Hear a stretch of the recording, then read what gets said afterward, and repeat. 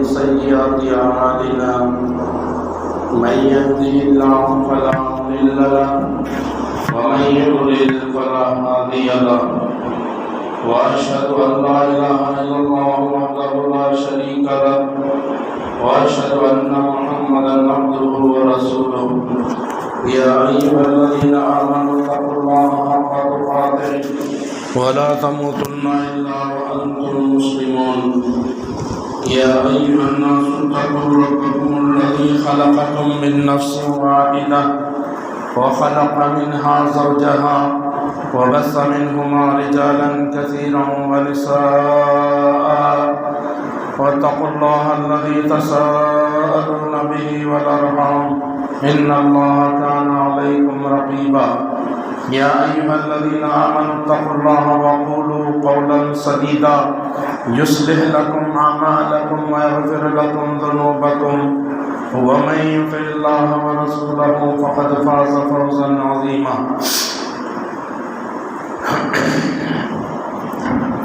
أما بعد فإن خير الحديث كتاب الله وخير الهدي هدي محمد صلى الله عليه وسلم وشر الأمور محدثاتها وكل محدثة بدعة وكل بدعة ضلالة وكل ضلالة في النار أعوذ بالله من الشيطان الرجيم من همزه ونفخه ونفسه بسم الله الرحمن الرحيم إنا أنزلناه في ليلة مباركة إنا كنا منذرين فيها يفرق كل أمر حكيم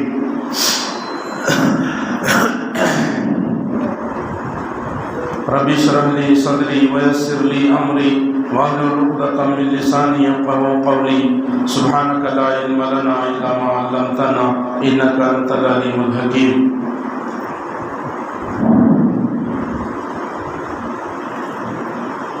تمام قسم کی تعریفات بڑائی کبریائی حمد و ستائش صلی اللہ علیہ وسلم کے لیے لاکھ ہے جس نے جنات اور انسان کو محض اپنی بندگی اور اپنی عبادت کے لیے پیدا فرمایا ہے. حمد و ثنا کے بعد عرب انگنت اور بے شمار درود و سلام ہو اس ہستی اقدس و مقدس پر جن کا نام نامی اسم گرامی محمد اکرم صلی اللہ علیہ وسلم ہے. وہ ذات مبارکہ مقدسہ مطہرہ کہ رب کائنات نے جنہی رحمت کائنات بنا کر مبعوث کیا اور جن کے ذریعے سے اہل کائنات کی ہدایت اور رہنمائی کا بندوبست فرمائے. سامعین کرام، عزیزان گرامی،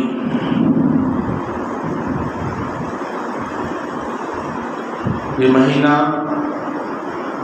شعبان کا مہینہ ہے اور اسی مہینے کی مناسبت سے اس مہینے کے اندر جو 15ویں شعبان کو جو جاگنے کا اہتمام کیا جاتا ہے اور خصوصی عبادات اس رات کیے جاتے ہیں اور اس مہینے کے متعلق جو موضوع اور ضعیف احادیث بیان کیے جاتے ہیں تو اس کی حقیقت کیا ہے وہ انشاءاللہ جاننے کی کوشش کریں گے. اس سے پہلے کہ میں اپنے موضوع پر آؤں ایک بات بتانا چاہتا ہوں کہ جمعہ کے دن جب امام منبر پر آتا ہے تو اذان شروع ہوتی ہے. تو جب اذان ہوتے وقت جو آدمی مسجد میں آتا ہے وہ اذان ہونے تک رک جاتا ہے، نماز نہیں پڑھتا. جیسے اذان ختم ہوتی ہے نماز شروع کرتے ہیں اور خطبے کے دوران نماز پڑھی جاتی ہے.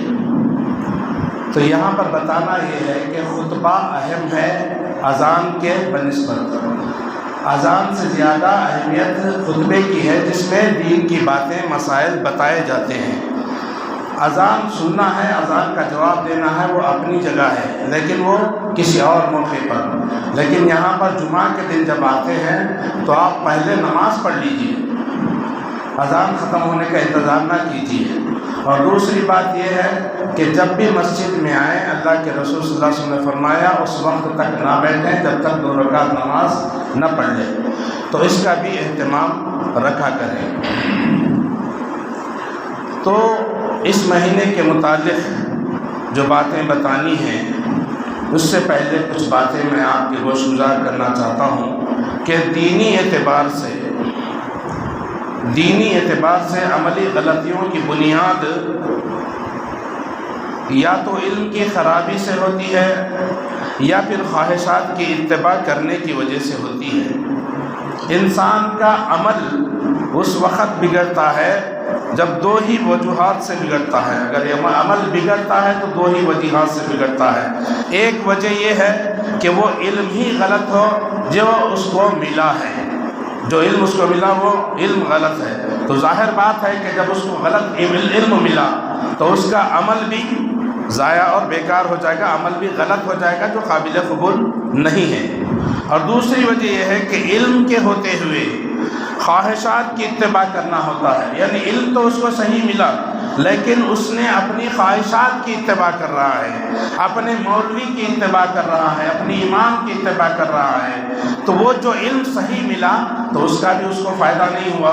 صحیح علم ملنے کے باوجود وہ کسی اور کی بات سن کر کسی اور کی پیروی کر رہا ہے، کسی اور کی اتباع کر رہا ہے، تو وہاں پر بھی جو ہے وہ گناہوں میں پڑ جاتا ہے، وہ بھی عمل اس کا بیکار ہو جاتا ہے۔ علمی غلطی کی بنیاد 2 چیزوں پر ہوتی ہے، ایک تو یہ کہ جو علم اس تک پہنچا وہ علم معتبر نہ ہو، اس کی بنیاد صحیح نہ ہو، اور ایسی بات اس تک پہنچی ہو جس کی دین میں کوئی اصل ہی نہیں ہے، ایسی بات اس تک پہنچی جس کی اصل جو ہے دین میں کچھ نہیں ہے۔ دوسری بات یہ ہے کہ انسان کے پاس علم تو صحیح پہنچے لیکن اس علم سے مسئلہ اخذ کرنا، اس کو سمجھنا، اس میں انسان سے غلطی ہو جائے، یعنی صحیح بات سے وہ غلط مطلب سمجھے، یعنی صحیح علم مل گیا لیکن اس کا مطلب اور معنی اس نے غلط سمجھا۔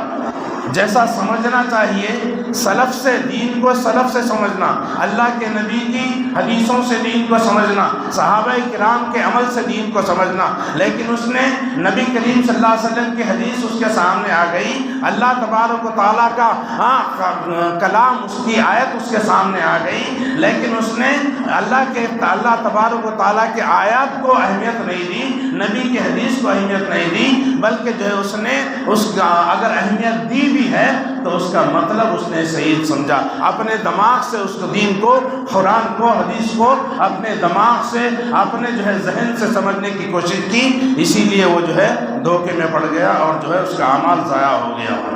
یہ 2 باتیں ہیں جن کی وجہ سے دین میں، عقیدے میں، اعمال میں، حلال اور حرام میں انسان سے اکثر غلطیاں ہوتی ہیں۔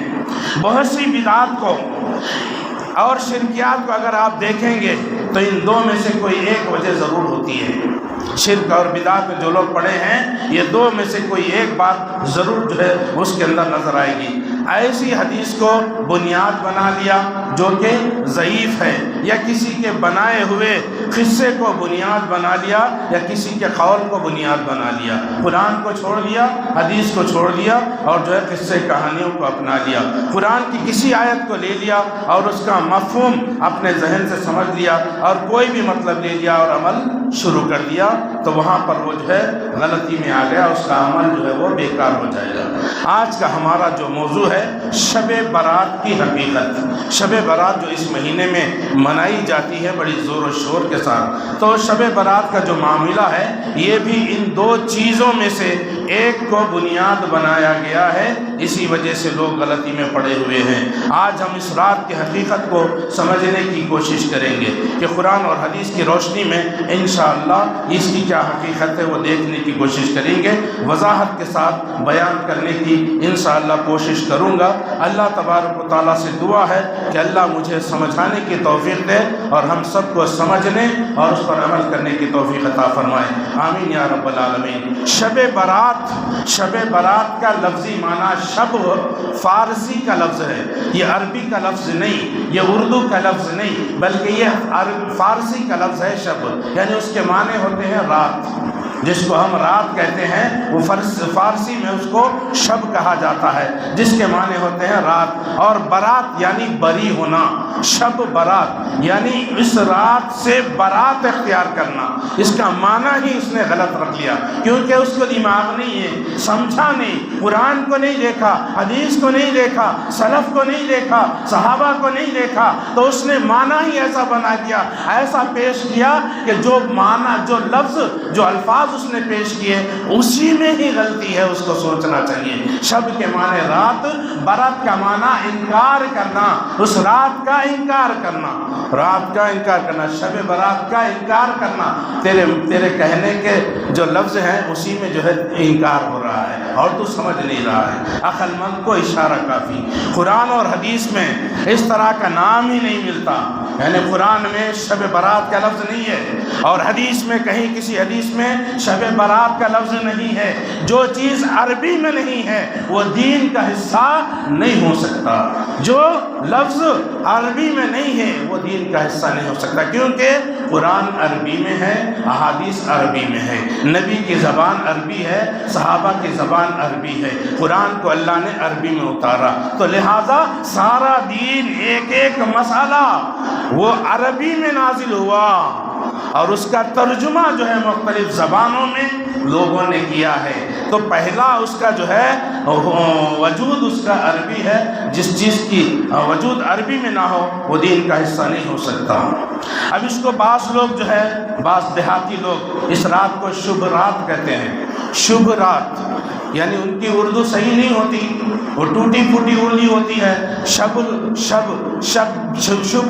کو شبھ بنا دیا اور برات میں سے با کو نکال کے رات لگا دیا تو شبھ رات ہو گئی، تو اس کو بعض لوگ شب بارات کہتے ہیں، شب بارات کہتے ہیں۔ بہرحال جو بھی لوگوں نے نام رکھے ہیں تو اس کی کوئی جو ہے حقیقت نہیں ہے، یعنی کہ اس دن اس کو منانا یا جو ہے جاگنا، عبادت کرنا۔ اس رات کے سلسلے میں لوگ دو گروہوں میں بٹے ہوئے ہیں، ایک گروہ صاف اس کا انکار کرتا ہے اور دوسرا گروہ جو ہے وہ یہ کہتا ہے کہ جو اس رات کو قبول کرنے کے بعد اپنی طرف سے اعمال کا اضافہ کرتے ہیں۔ ایک تو اس کو قبول کرتا ہے کہ بھائی یہ رات ہے، اس کی بڑی فضیلت ہے، اس کو جو ہے رات میں جاگنا ہے، صبح میں روزہ رکھنا ہے، یہ قرآن حدیث سے ثابت نہیں ہے۔ اللہ کے رسول صلی اللہ علیہ وسلم یا صحابہ کرام میں سے کسی ایک صحابی سے یہ ثابت نہیں ہے کہ انہوں نے رات میں جاگا ہو اور صبح کا روزہ رکھا ہو۔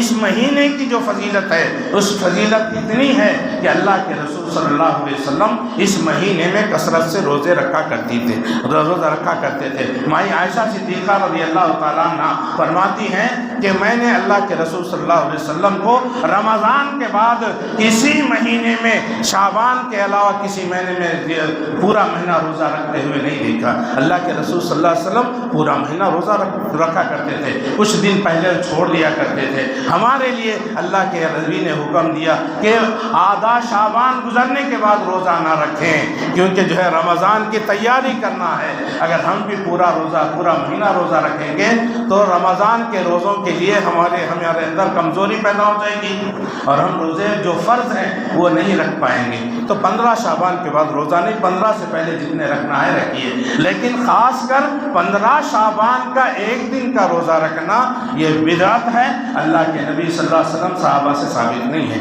15 تک جتنے رکھنا ہے رکھیے، ہاں 15 کے بعد وہ آدمی روزہ رکھتا ہے جس کی یہ عادت ہو کہ وہ ہر پیر اور جمعرات کا روزہ رکھتا ہے، تو وہ شخص 15 شعبان کے بعد بھی پیر اور جمعرات کا روزہ رکھ سکتا ہے۔ اگر کسی کو عادت ہے کہ جو ہے داؤدی روزے کے بارے میں، تو وہ ایک دن روزہ رکھنے کی اس کی عادت ہے، تو وہ آدمی بھی 15 شعبان کے بعد روزہ رکھ سکتا ہے، ورنہ جو اس کی عادت نہیں ہے تو وہ شخص 15 شعبان کے بعد روزہ نہ رکھے۔ اب جو ہے جو لوگ یہ رات کو مناتے ہیں وہ قرآن کی اس آیت کو جو ہے دلیل پکڑتے ہیں۔ ہاں، جو آیت میں نے تلاوت کی، اِنَّا أَنزَلْنَاهُ فِي لَيْلَةٍ مُبَارَكَةٍ إِنَّا كُنَّا مُنذِرِينَ، تو یہ رات مبارک رات ہے۔ اِنَّا أَنزَلْنَاهُ، ہم نے اس میں قرآن کو نازل کیا، فِي لَيْلَةٍ مُبَارَكَةٍ، مبارک رات میں ہم نے قرآن کو نازل کیا۔ تو یہاں پر میرے بھائی یہ جو مبارک رات جو اس آیت کے اندر بتائی گئی وہ شب برات نہیں بلکہ لیلۃ القدر ہے، جو رمضان کے آخری عشرے کی راتوں میں آتی ہے۔ لیلۃ القدر مبارک رات ہے، اور بچہ جانتا ہے کہ قرآن رمضان کے مہینے میں نازل ہوا۔ انا انزلناہ فی لیلۃ مبارکہ، ہم نے قرآن کو مبارک رات میں نازل کیا۔ مبارک رات سے مراد لیلۃ القدر ہے، اور مہینہ کون سا ہے اللہ نے یہ بھی بتا دیا۔ شہر رمضان الذی انزل فیہ القرآن ھدی للناس وآیات بینات من الہدی والفرقان۔ اللہ تبارک و تعالیٰ فرما رہے رمضان کا مہینہ وہ مہینہ ہے جس میں ہم نے قرآن کو نازل کیا۔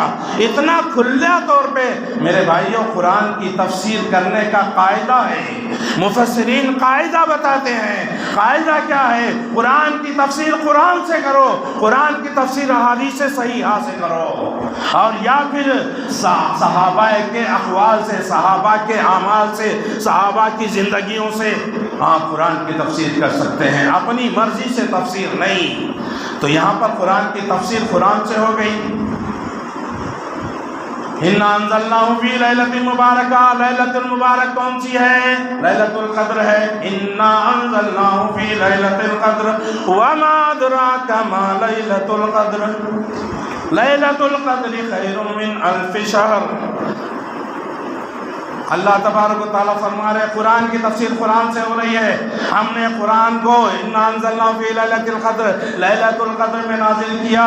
وما ادراک ما لیلۃ القدر، تم کیا جانتے ہو لیلۃ القدر کیا ہے؟ یہ 1000 مہینوں سے افضل ہے۔ شب برات نہیں مسلمانوں، شب برات نہیں، یہ شب معراج کو غلط ہے آج لوگ مان لیے الحمدللہ، اور شب برات بھی غلط ہے، یہ بھی احناف کچھ مان لیے۔ کچھ لوگ، ایک حنفی عالم کا میں نے بیان سنا، نام نہیں بتاؤں گا، آپ تفسیر کا آپ مجھے جو ہے تنہائی میں پوچھ لیں بتاؤں گا۔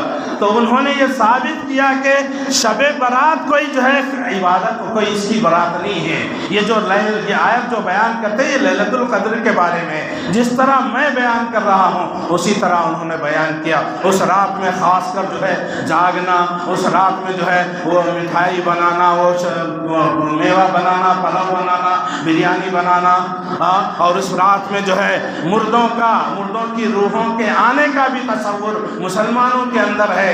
عورتیں اپنے شوہروں کی روحوں کے آنے کا انتظار کرتی ہیں اس رات میں، ان کے لیے اچھے اچھے پکوان پکا کر رکھتی ہیں تاکہ وہ آئیں اور کھائیں۔ نعوذ باللہ، تمہارے شوہر آ کر کے کھانا کھاتے ہیں؟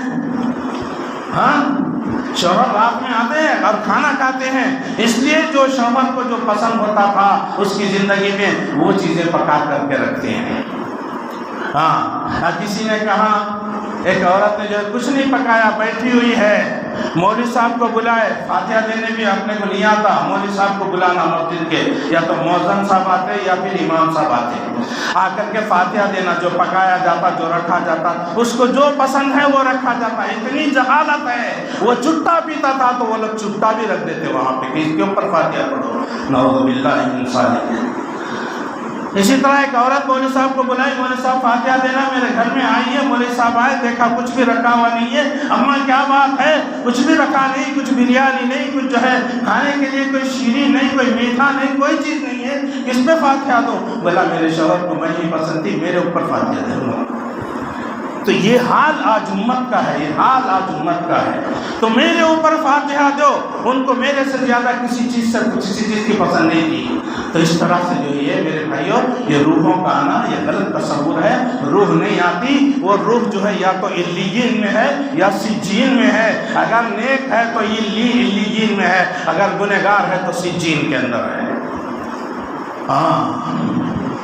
اور جو قبر میں اس کو دفنا دیے اس کو پتہ نہیں اس کو کب اٹھایا جائے گا، اس کو اس وقت تک پتہ نہیں ہوگا جب تک قیامت کے دن اس کو اٹھایا جائے گا، اس کو معلوم نہیں کب اٹھایا جائے گا۔ اور وہ نکل کے تمہارے پاس آ رہی، اگر نیک ہے تو علیین میں سے نکل کے تیرے پاس آتا، تیرے سڑے ہوئے کھانا کھانے کے واسطے، چھٹے سگریٹاں پینے کے لیے آتا انہیں۔ اگر گنہگار ہے تو اس کو جو ہے وہاں سے چھٹکارا ہی نہیں ہوتا، اس کو اس کے تکلیف سے وہ مر رہا، اب یہاں کے اور ایک گناہ کر کے اور گناہ میں اضافہ نہیں کر لیتا ہو، بات سمجھنے کی ہے۔ تو بہرحال میرے بھائیوں یہ چیز جو ہے قرآن میں نہیں ہے۔ یہ آیت جو نازل ہوئی اس کے اندر 3 چیزیں بتائی گئی، غور کیجئے۔ پہلی چیز کیا ہے اس کے اندر؟ قرآن کا نزول جو میں نے بتا دیا وہ لیلۃ القدر یعنی کہ رمضان کے مہینے میں نازل ہوئی قرآن، اور دوسری مبارک رات لیلۃ القدر ہے، اس میں ایک رات عبادت کریں 1000 راتیں 1000 مہینے عبادت کرنے کا ثواب آپ کو ملے گا۔ شب برات میں اگر آپ عبادت کریں گے تو گناہ ہوگا، ثواب نہیں ملے گا۔ تو اس طرح سے، اور تیسری رات جو ہے اس میں حکمت کے فیصلے کیے جاتے ہیں، یہ فیصلے بھی لیلۃ القدر میں ہوتے ہیں، رمضان والی لیلۃ القدر میں، اس رات میں نہیں۔ تو اس طرح سے میرے بھائیوں اِنَّا أَنزَلْنَاهُ فِي لَيْلَةِ الْقَدْرِ، اس میں بھی اللہ تبارک و تعالیٰ نے صاحب بتا دیے، اور مہینہ بھی اللہ تبارک و تعالیٰ نے بتا دیا کہ قرآن کب نازل ہوا، کس مہینے میں، کس رات میں۔ اور احادیث، اچھا قرآن سے تو یہ ثابت ہو گیا کہ اس رات کی کوئی اہمیت اور فضیلت نہیں ہے، سوائے یہ کہ حدیث میں آیا اللہ کے نبی اس مہینے میں کثرت سے روزہ رکھتے تھے، اور لوگوں نے پوچھا آپ اس مہینے میں کیوں روزہ رکھتے ہو؟ تو اس مہینے میں جو ہے اعمال اوپر اٹھتے ہیں، ہر پیر اور جمعرات کو بھی اعمال جاتے ہیں، تو لہذا میں اس لیے روزہ رکھتا ہوں تاکہ جب میرے اعمال وہاں جائیں تو میں روزے کی حالت میں ہو رہا ہوں، اس لیے اللہ کے نبی روزے رکھتے تھے۔ اور احادیث میں کیا فضیلت آئی ہے، آئی یا نہیں ہے؟ آئی فضیلت، تو کیا فضیلت ہے دیکھیے۔ اب احادیث میں صحیح احادیث بھی بیان کروں گا اور ضعیف اور موضوع احادیث بھی بیان کروں گا تاکہ آپ کو معلوم ہو جائے کہ صحیح کیا ہے، جھوٹ کیا ہے۔ صحیح حدیث کیا ہے؟ اللہ تبارک اللہ کے رسول صلی اللہ علیہ وسلم نے فرمایا اللہ تعالیٰ شعبان کی رات کو اپنی پوری مخلوق کی طرف بنظر رحمت دیکھتا ہے، پھر سب کی مغفرت کر دیتا ہے سوائے مشرک اور کینہ پروڑ کے۔ یہ حدیث صحیح ہے، ناصر الدین البانی رحمہ اللہ نے اس کو صحیح کہا ہے۔ اور دوسری حدیث، بے شک اللہ تعالیٰ شعبان کی 15ویں رات کو اپنے بندوں پر رحمت کی نظر ڈالتا ہے، پھر مومنوں کو معاف کر دیتا ہے اور کافروں کو ڈھیل دے دیتا ہے اور کینہ پروڑ لوگوں کو چھوڑ دیتا ہے، یہاں تک کہ وہ اپنے دلوں کو کینے سے پاک کر لیں۔ یہ حدیث بھی صحیح ہے، اس مہینے کے تعلق سے صحیح حدیث۔ یہی وہ حدیث ہے جو شعبان کے 15ویں رات کی فضیلت میں صحیح سند کے ساتھ روایت کی جاتی ہے۔ اس کے علاوہ جتنی احادیث عام طور پر بیان کی جاتی ہیں وہ تمام کے تمام یا تو ضعیف ہیں یا پھر موضوع ہیں۔ اچھا، ان ضعیف اور موضوع حدیثوں میں کچھ حدیثیں میں آپ کے سامنے رکھوں گا تاکہ آپ الرٹ ہو جائیں، آپ جو ہے آپ کو معلوم ہو جائے کہ کوئی حدیث اس طرح کی بیان کی جائے آپ کے سامنے تو آپ کو علم ہو کہ یہ حدیث صحیح نہیں ہے۔ اور وہ کیا حدیثیں ہیں؟ میں پہلی حدیث، شعبان میرا مہینہ ہے اور رمضان اللہ کا مہینہ ہے، یہ حدیث بیان کی جاتی ہے، یہ گڑی ہوئی حدیث ہے، جھوٹی حدیث۔ ناصر الدین البانی رحمہ اللہ نے کہا کہ یہ موضوع اور من گھڑت حدیث ہے، اور بیان کیا جاتا ہے کہ ایک رات اللہ کے رسول صلی اللہ علیہ وسلم عائشہ رضی اللہ تعالیٰ عنہ کے ہاں تھے، تو رات میں اچانک آپ جو ہے اٹھ کر کے باہر نکل کے خاموشی سے چپ کے نکل کے چلے گئے۔ عائشہ رضی اللہ تعالیٰ عنہ نے دیکھا کہ نبی صلی اللہ علیہ وسلم آج رات اٹھ کر کے کہاں جا رہے ہیں، وہ نبی صلی اللہ علیہ وسلم کے پیچھے چلی گئی، دیکھنا چاہتی تھی کہ آپ کہاں جا رہے ہیں۔ تو اللہ کے نبی بقیع قبرستان کے اندر گئے، اور بقیع قبرستان کے اندر جانے کے بعد وہاں پر جو ہے دعا مانگ رہے ہیں، اور میں نے دیکھا کہ 3 مرتبہ ہاتھ اٹھا کر کے اللہ کے رسول صلی اللہ علیہ وسلم دعا کر رہے ہیں۔ تو جو ہے اس حدیث سے جو ہے معلوم ہوا کہ شعبان کی 15ویں رات کو اللہ تبارک و تعالیٰ اسی حدیث کے اندر ایک اور حدیث ہے، تو اللہ کے رسول صلی اللہ علیہ وسلم نے فرمایا عائشہ تم نے کیا سمجھا؟ جب اللہ کے نبی نے دیکھ لیا عائشہ رضی اللہ تعالیٰ عنہ کو تو پوچھا کہ تم نے کیا سمجھا کہ اللہ اور اللہ کا رسول تمہارے اوپر ظلم کریں گے؟ تو نہیں، عائشہ رضی اللہ تعالیٰ نے کہا اللہ کے رسول صلی اللہ علیہ وسلم ایسی بات نہیں ہے، میں سمجھی شاید آپ کسی دوسری بیوی کے پاس جا رہے ہیں، اس لیے میں نے جو ہے وہ دیکھنے کے لیے آیا۔ تو اللہ کے رسول صلی اللہ علیہ وسلم نے فرمایا کہ اللہ تبارک و تعالیٰ شعبان کی 15ویں رات کو آسمان دنیا پر آتا ہے، پھر اتنے لوگوں کی مغفرت کر دیتا ہے جتنے بنی کلب کے بکریوں کے بال ہیں۔ یہ حدیث ضعیف ہے، یہ حدیث ضعیف ہے۔ ہاں عائشہ رضی اللہ تعالی عنہا نبی صلی اللہ علیہ وسلم کو اٹھ کے جانا پھر ان کے پیچھے جانا یہ صحیح حدیث سے بھی ثابت ہے، لیکن اس میں جو الفاظ زیادہ ہیں وہ جو ہے صحیح نہیں ہے۔ وہ صحیح حدیث سے کیا ہے، عائشہ رضی اللہ تعالیٰ پیچھے گئی اور دیکھا آپ دعا کر رہے ہیں، پھر جب اللہ کے رسول صلی اللہ علیہ وسلم دعا سے فارغ ہو کر کے پلٹنے لگے تو میں بھی پلٹ گئی، یہ صحیح بخاری کی غالباً حدیث ہے، تو پلٹ گئے۔ وہاں پلٹ جانے کے بعد میں جلدی جلدی چلی، آپ جلدی جلدی چل رہے تو میں بھی جلدی جلدی تیز تیز چلنے لگی، آپ ہلکا سا دوڑنے لگے میں بھی ہلکا سا دوڑنے لگی، اور میں نبی صلی اللہ علیہ وسلم سے پہلے گھر میں پہنچ گئی اور پلنگ پر جو ہے وہ لیٹ گئی۔ اللہ کے نبی صلی اللہ علیہ وسلم آئے اور دیکھا تو پوچھا کہ عائشہ کیا بات ہے، کیا بات ہے، تیری سانس پھول رہی ہے؟